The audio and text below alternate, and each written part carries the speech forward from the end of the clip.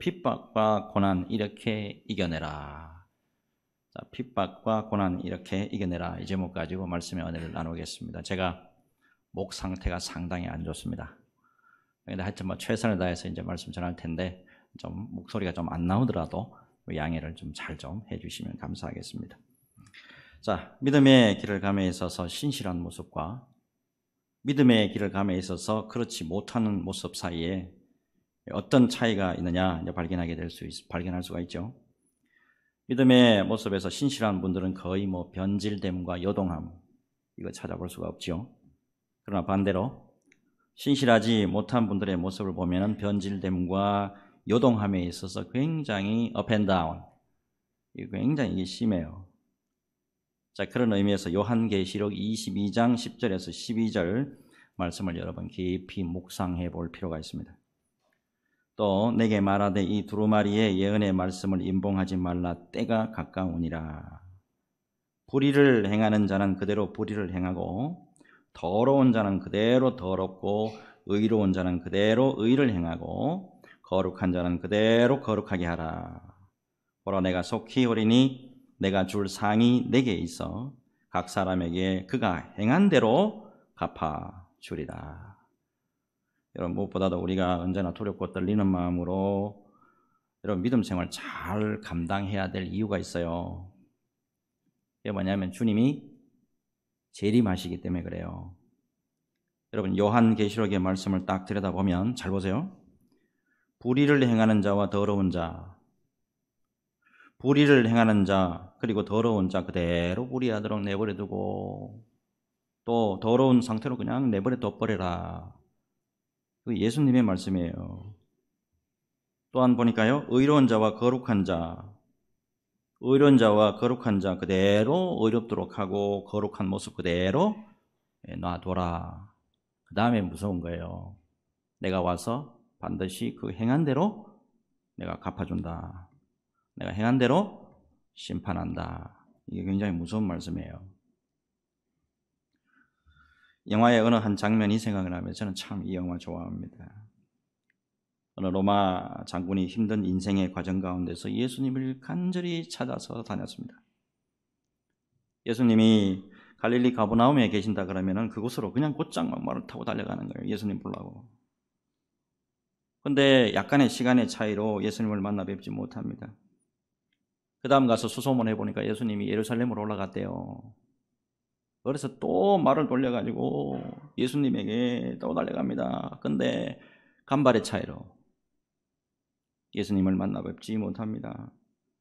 그러는 사이에 예수님이 십자가에 돌아가셨습니다 라고는 소식이 들렸습니다. 실망하고 낭망하고 좌절하고 있는데 여기저기에서 예수를 믿는 사람들 중에서 굶주리고 병든 사람들이 있었는데 장군님 좀 도와주십시오. 장군님 좀 도와주십시오. 손을 벌립니다. 그냥 갈까 하지만은 차마 굶주리고 있는 사람들을 외면하지 못해가지고 자기가 할 수 있는 범위 내에서 최선을 다해서 봉사합니다. 예수님을 만나지 못한 것이 참으로 안타까웠지만은 힘든 사람이 너무 많아가지고 그들을 돕는 일에 최선을 다하고 있었어요. 그때였습니다. 한참 동안에 어려운 사람을 막 돕고 있는데 로마 장군의 그 뒤에 부활하신 예수님이 서 있는 거예요. 그와 동시에 로마 장군이 예수님이 내 뒤에 와 계시는구나 깨닫는 장면이에요. 여러분 저는 평소에 일을 하면서 상상을 많이 해요. 어떤 상상 많이 하냐면 예수님을 언제 어떻게 만나면 좋을까? 예수님을 언제 어떻게 만났으면 좋을까? 열심히 정신없이 일하는 중에 그 영화의 장면처럼 예수님을 만났으면 하는 마음처럼 참 그렇게 기도 많이 해요. 비록 부족하고 연약한 가운데 믿음 생활하고 있지만은 주님이 주신 일에 최선을 다하는 중에 예수님을 만날 때 그게 가장 성도로서 사역자로서 큰 복 중에 복이라 저는 생각을 해봅니다. 특별히 오늘 예배 드리러 오늘 오셨는데 말씀 중에서 기도하는 중에서 찬양 중에서 만나주시는 예수님, 우리와 함께 하시는 예수님, 그 예수님을 경험하는 귀한 시간 되시기를 예수 그리스도 이름으로 축복합니다. 자, 이제 계속해서 누가복음에 나타난 예수님의 공생의 모습 우리가 쭉 지금 살펴보고 있는데, 자, 예수님이 이제 갈릴리에서 사역을 이제 다 마치시고 우리 인생들의 죄 때문에, 모든 죄 때문에 예루살렘에서 이제 십자가를 지시고 돌아가시기로 이제 굳게 결심을 하고 이제 현재 이제 예루살렘으로 가시는 중이에요, 지금. 그때 있었던 모든 일들을 이제 누가가 상세히 기록을 하고 있어요. 자, 11장까지 우리가 이제 전부 살펴봤어요. 특별히 지난 주일 말씀이 굉장히 좀 충격적입니다, 여러분. 자, 바리새인들과 율법 교사들의 외식, 이거에 대해서 예수님이 점심 식사하시다 말고 강력하게 그냥 6번이나 화 있을진저 저주하시는 말씀이에요. 그 결과 예수님과 유대 종교 지도자들 사이의 갈등이 점점 이제 심화되어 갈 수밖에 없는 상황에 이르게 됩니다. 여러분, 예수님이 한 바리새인의 집에 점심 식사로 초청된 상황이에요. 우리는 예수님이라고 하면 기본적으로 사랑의 하나님이고 용서의 하나님이고 용납하시는 하나님이시고 실수를 많이 하고 부족한 거 있더라도 품어주시는 그런 은혜가 풍성한 하나님이신데, 유독 강력하게 바리새인들과 율법 교사들의 거칠의 이 외식에 대해서는 6번씩이나 화 있을진저 분노하셨어요. 만약에 제가 그 자리에 만약에 있었다고 한다면 예수님 막 뜯어 말렸을 것 같아요. 주님 좀 고정하십시오. 예수님 이후에 있잖아요, 저 바리새인들하고 율법 교사들 절대 가만히 안 있을 겁니다. 결국 이 저주의 말씀 때문에 유대 종교 지도자들하고 예수님 사이가 점점 첨예하게 대립하잖아요. 그래서 예수님과 제자들을 향한 유대 종교 지도자들의 핍박이 예견될 거는 불보듯이 뻔한 사실이에요, 지금. 자, 이에 이제 예수님이 제자들에게 앞으로 저들의 핍박으로 말미암아서 필연적으로 너희들이 고난받게 될 거야. 너희들이 예수 믿고 난 다음에, 너희들이 직분 받고 난 다음에, 너희들이 은혜 받고 난 다음에 필연적으로 핍박과 고난이 올 거야. 그거 지금 말씀하고 있는 거 아닙니까? 그러면서 믿음의 길에서 어떻게 핍박과 고난을 이겨낼 수 있느냐, 이게 오늘 말씀의 핵심입니다. 1절부터 보겠습니다. 그동안에 무리 수만 명이 모여 서로 밟힐 만큼 되었더니 예수께서 먼저 제자들에게 말씀하여 이르시되 바리새인들의 누룩 곧 외식을 주의해라. 자, 그동안에 무리 수만 명이 모여서 서로 밟힐 만큼 되었더니 그랬어요. 자, 바리새인들하고 율법 교사들, 이들과의 사이에 지금 첨예한 대립에도 불구하고 놀랍게도 예수님을 따르는 무리들이 더 많아졌어요. 자, 굉장히 중요한 게 수만 명 그러잖아요, 수만 명. 여러분, 중요한 거는 예수님께서 많은 추종자들에게 시선이 가지 않았다는 사실이에요. 너희들 뭐 나 핍박한다고? 너희들이 뭐 나 고난 준다고? 내 따르는 무리가 어느 정도인지 알아? 라는 분이 아니에요. 숫자가 주는 유혹, 그리고 외적인 것에 예수님 절대 주목하지 않습니다.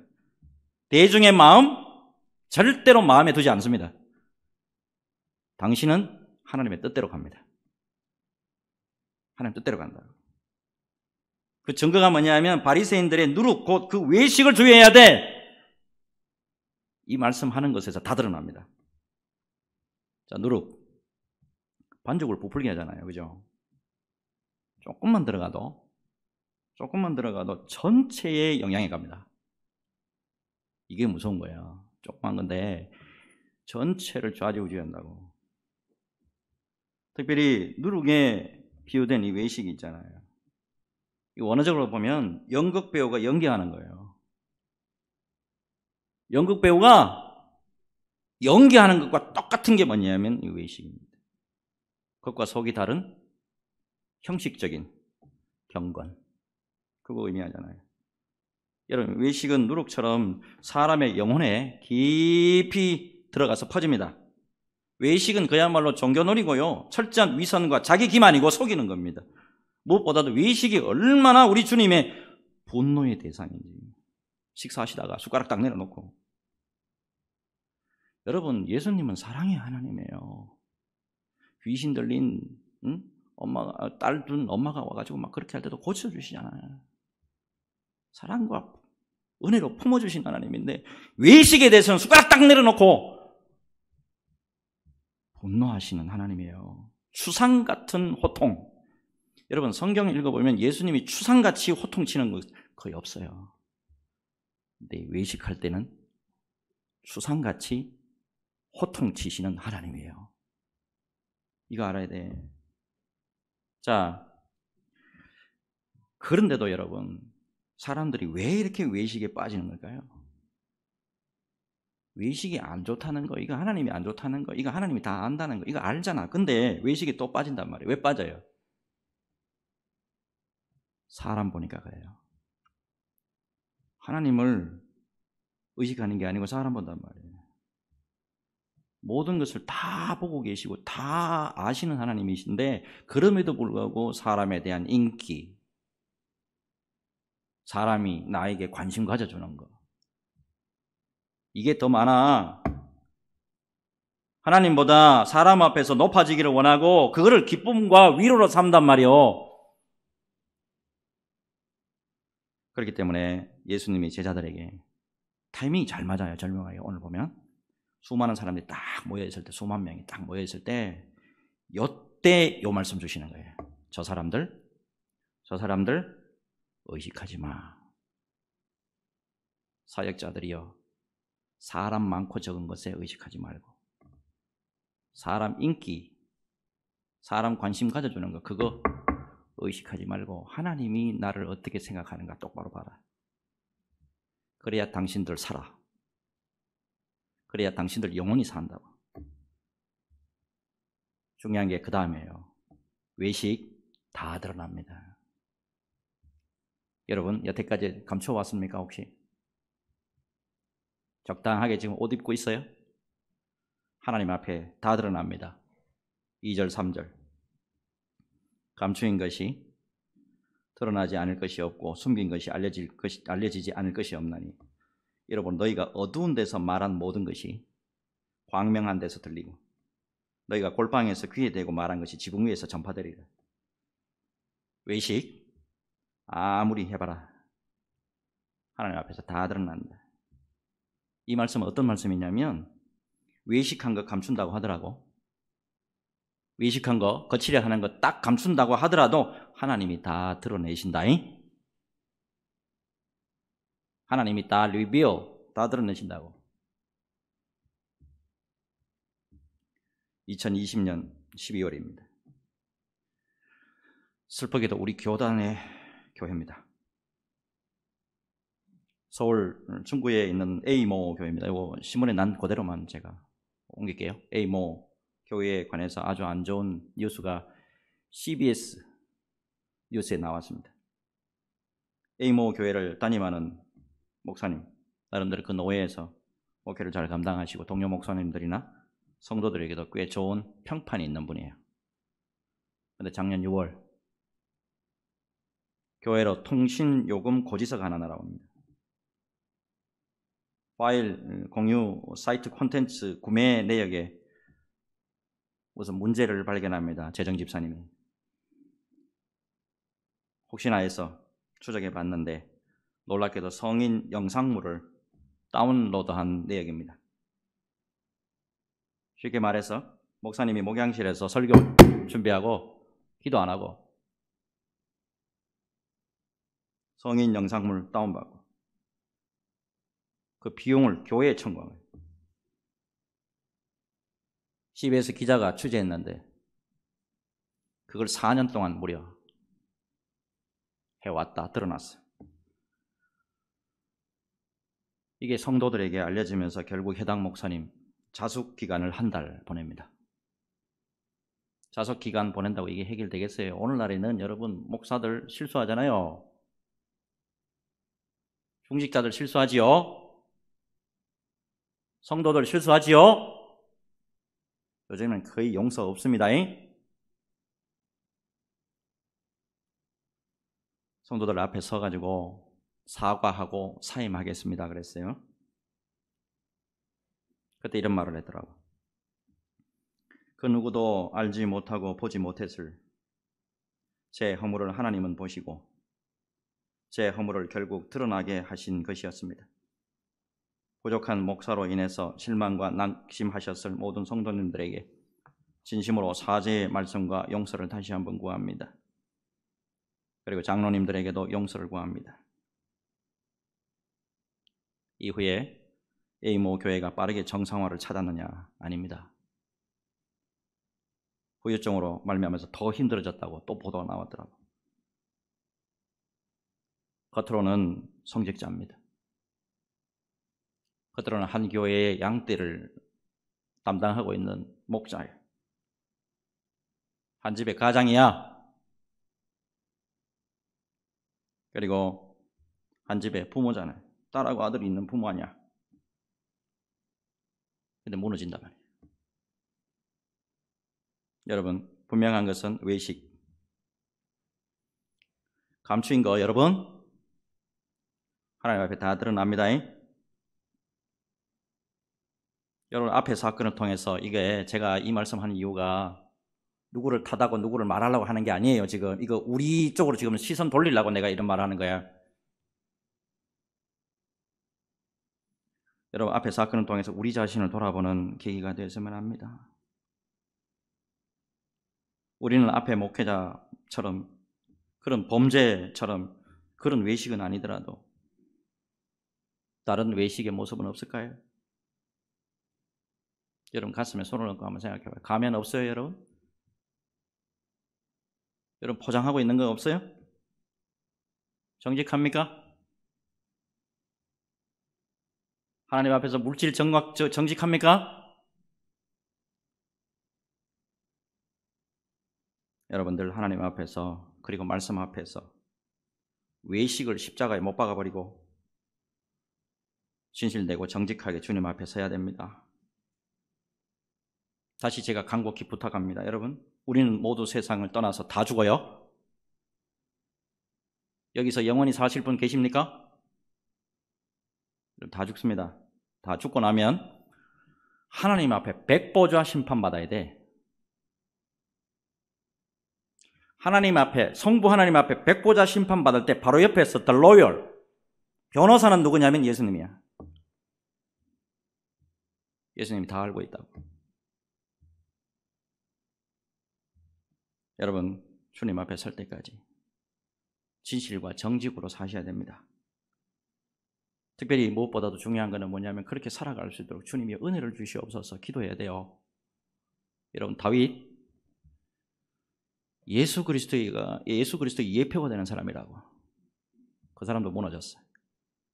솔로몬 지혜에 있어서나 하나님의 축복에 있어서 그보다 더 받은 사람 누가 있어요? 그런 사람도 무너져요.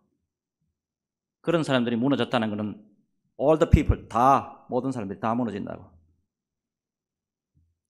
주님 우리는 깨어지기 쉬운 그릇입니다. 우리는 연약한 존재입니다. 절대 강하지 않습니다. 주님의 성령이 지켜주시지 않으면 핍박과 고난 올 때 우리도 넘어질 수 있습니다. 성령의 능력으로 붙잡아 주옵소서. 기도하는 저와 여러분 되시기를 예수 그리스도 이름으로 축복합니다. 두 번째, 믿음의 길에서 핍박과 고난을 어떻게 이겨낼 수 있느냐. 4절 5절이죠. 참 귀한 말씀 주십니다. 4절 5절 보면 내가 내 친구 너에게 말하노니 몸을 죽이고 그 후에는 능히 더 못하는 자를 두려워하지 말아라.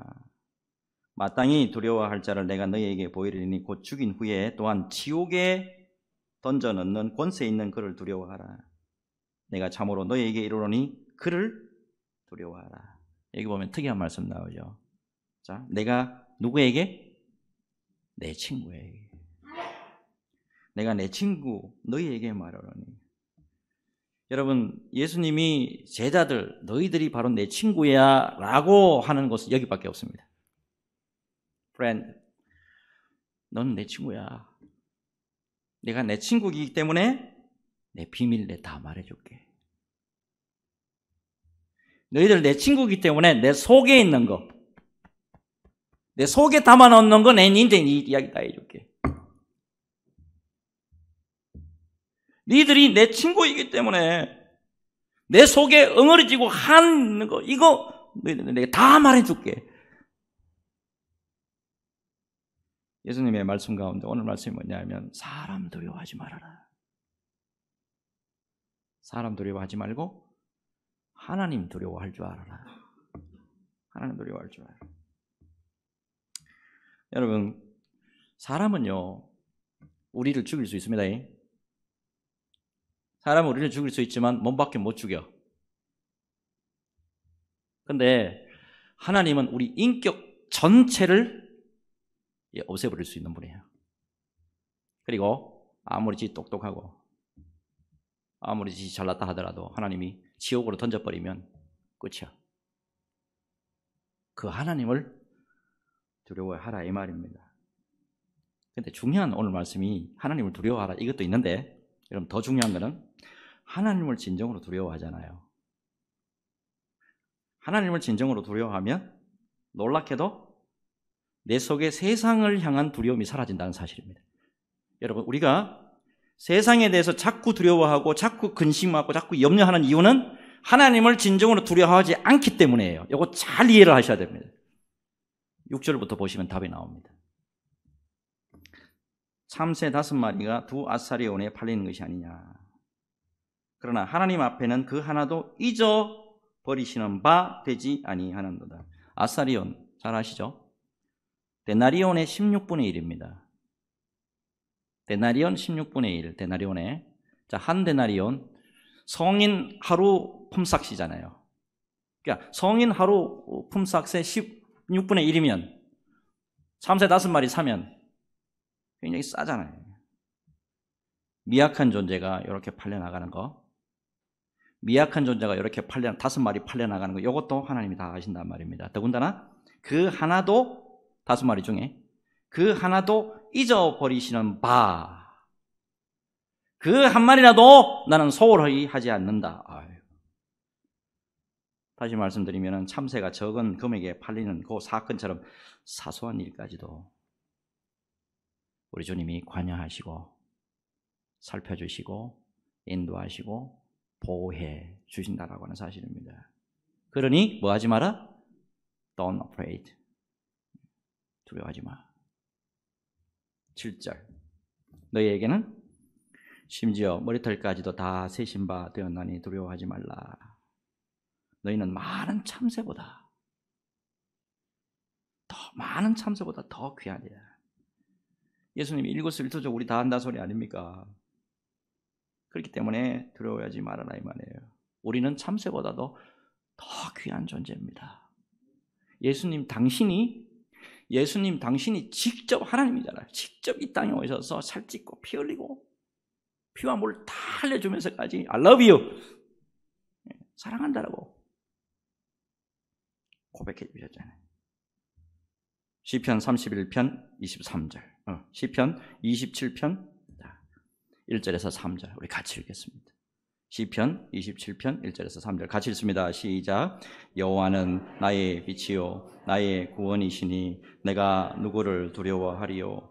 여호와는 내 생명의 능력이시니 내가 누구를 무서워하리요.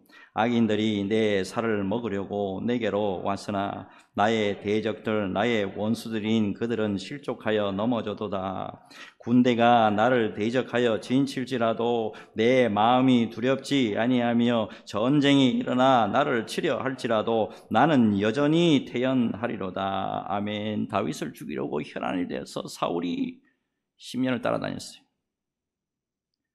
하나님이 지켜주시면, 하나님이 함께 하시면 감당 못합니다. 다윗이 살아났단 말이에요. 모든 계획들, 악한 계획들 다 수포로 다 돌아가게 돼 있습니다. 하나님은 alive, 살아계십니다. 믿으시길 바랍니다. 또한 시편 31편 23절 같이 읽습니다. 시편 31편 23절 시작. 너희 모든 성도들아 여호와를 사랑하라. 여호와께서 진실한 자를 보호하시고 교만하게 행하는 자에게 엄중히 갚으시니라. 아멘. 진실한 다윗 끝까지 붙들어주고 사울 엄중하게 심판하시잖아요. 목회하다가 저 이거 많이 경험합니다. 그러므로 여러분 하나님만 두려워하고 그 외의 것은 두려워하지 마시기 바랍니다. 뒤에 점점점점 믿음이 없는 자들아. 믿음이 없는 자들아. 히브리서 13장 6절. 히브리서 13장 6절 이거 제가 굉장히 좋아하는 말씀이에요.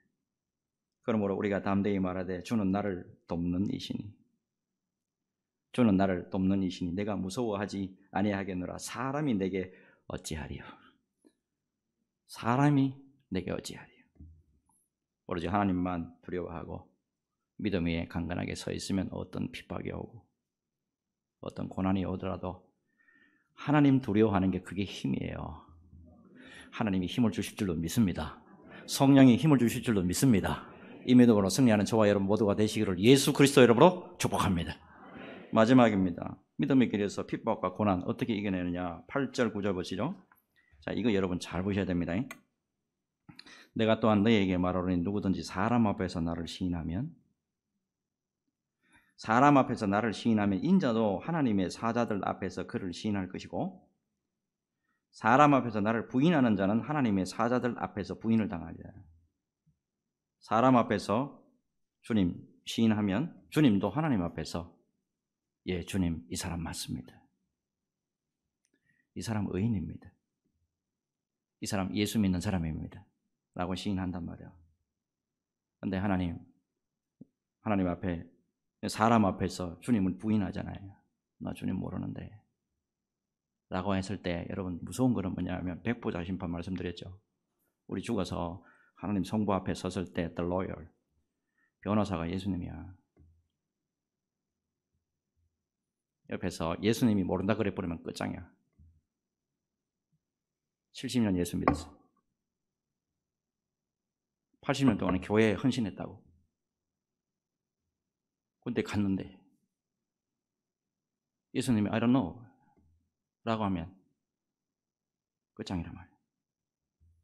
그래서 핍박과 고난이 오더라도 주님 나는 끝까지 당신을 믿습니다. 주님 나를 버리지 않을 줄로 믿습니다. 주님 나와 함께 해 주실 줄로 믿습니다. 이게 필요한 거예요. 특별히 10절에 말로 주님을 거역하면 사하심을 받을 수 있어요. 그런데 성령을 모독하는 자는 사하심을 받지 못하리라 그랬어요. 이건 무슨 뜻이냐면 예수님이 성령으로 일하시는 하나님이시다. 예수님은 성령으로 일하시는 하나님이시다. 이거 부인하면 절대 하나님으로부터 용서 못 받아요. 여러분 예수님이 뭐든지 다 용서하신다고 말씀하시는데 이 부분 딱 들어보면 이거는 용서 못 받는다 그랬어요. 그렇기 때문에 성령의 인도하심으로서 성령의 인도함을 받아가지고 예수님을 전가하는 분들이 있잖아요. 여러분들 절대 건드리지 마세요. 혼나고 싶으면 건드리라고. 결론적으로 11절 12절입니다. 11절 12절 같이 읽겠습니다.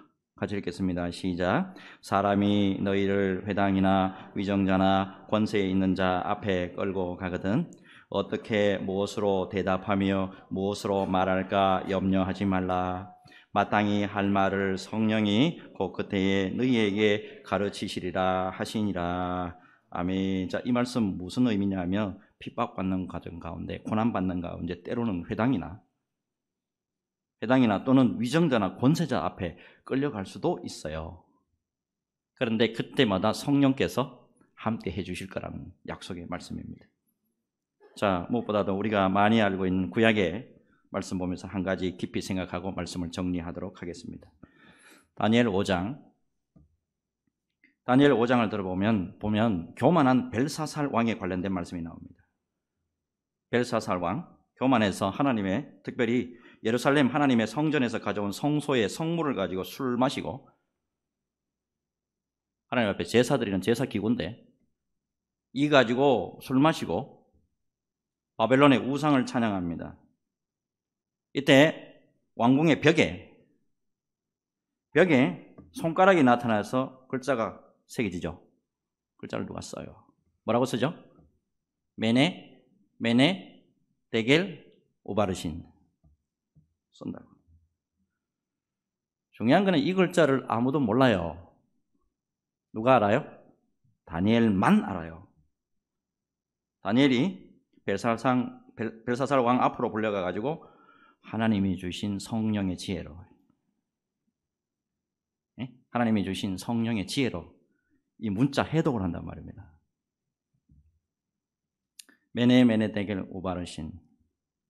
여기 문자적으로 보면 세어보고 달아보매, 세어보고 달아보매 부족하여 조각낸다 이 말입니다. 그래서 정확하게 하나님의 뜻을 다니엘이 전달을 합니다. 벨사살 왕이여, 당신이 아무리 지체는 없는 세계 제국의 왕이라고 할지라도 교만으로 말미암아서 나라가 여기서 끝납니다.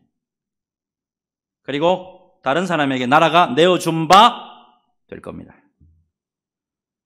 여러분, 위정자 곧 왕 앞으로 나아갔을 때 다니엘에게 놀라운 하나님의 지혜가 임하고 이 모든 글씨를 정확하게 깨달아서 전달하였습니다. 중요한 게 있습니다. 여러분, 이러한 지혜와 지식은 어떻게 왔을까요? 다니엘이 어떻게 이거 알았을까요? 다니엘에게 지혜와 지식 충만했던 이유가 뭡니까? 다니엘은 기도의 사람입니다. 다니엘의 닉네임, 다니엘의 대명사는 뭐냐면 기도의 사람이에요. 다니엘이 이 조서에 왕의 도장이 찍힌 것을 알고도 자기 집에 돌아가서는 윗방에 올라가 예루살렘으로 향한 창문을 열고 전에 하던 대로 하루 3번씩 무릎을 꿇고 기도하며 그의 하나님께 감사하였더라. 여러분, 무엇보다도 다니엘에게서 나타난 이 놀라운 하나님의 지혜와 능력은 평소의 기도, 평소의 경건에서 나왔습니다. 이거 불받아서 나온 게 아니에요. 여러분, 다니엘은 어떤 위기의 순간에서도 항상 기도의 자리 쫓아가는 거예요. 그리고 핍박과 고난이 오더라도 경건에서 떨어지지 않았다고. 평소의 기도와 평소의 경건이 강력하게 성령의 지혜와 능력으로 덧입혀서 나타난다는 사실 기억하시기 바랍니다. 여러분, 그래서 제가 늘 강조하는 게 있잖아요. 평소 신앙이 평생을 좋아합니다. 꼭 기억하시고 평소에 예배 열심히 드리시고 평소에 기도하고 평소에 말씀 읽어야 핍박과 어떤 고난이 오더라도 주님 앞에서 흔들리지 않는 거예요. 나중에 백보자 심판하실 때 주님이 저 친구 진짜입니다. He is a real Christian. 저 사람 진짜 크리스천입니다. 인정받는 저와 여러분 되시기를 예수 그리스도로 축복합니다. 축복합니다. 우리 같이 기도하겠습니다.